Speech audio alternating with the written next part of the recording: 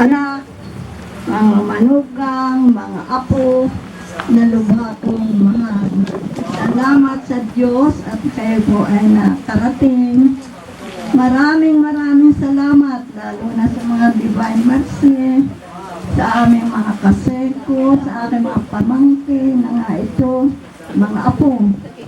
At ito po ay isa sa hindi ko malilimutang araw sa buhay ko. Thank you so much. Salamat po ng maraming sa inyong lahat. Kung hindi po kayo, mabuti po kayo naglaan ng oras, ng panahon. Kahit na po maraming salamat po. Maraming salamat din kay Mr. J. Yan po ang nanay, inaanak ko sa kasal. Yung pong mga inaanak ko sa kasal ay inimbita ko. Lalo na ang mga teachers sa high school, mga retirees, at mga kamag-anakan ko. Salamat po. Muli. Salamat. Thank you so much. Maraming salamat din po. Ate, yung kantang pasasalamat, ano yun? Wala ba tayong ngayon?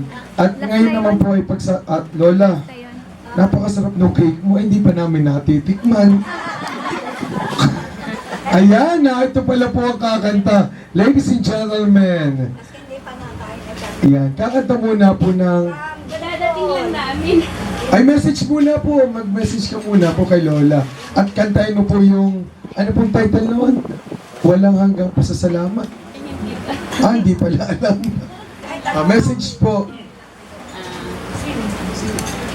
Ate, magandang tanghali po sa inyong lahat. Ako po ay galing Pangkapalonga, Camarines Norte. Huli po kami dahil napakalakas ng ulan, kaya hindi kami agad nakasakay.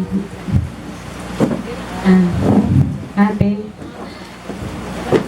sana mas marami pang birthday ang dumating sa iyong buhay. At sana alagaan mong inyong sarili. Dahil mahal naman ka namin. Yun lang po. Ay, kanta po yung umawit muna kahit hindi pa nakain. Ano po ba ngayong aawitin? Kaya kakantahin ko wala. At i-slice po yung cake at talaga kami po ahot lusong na lalamunan. Gusto naming matikman. Na-slice na.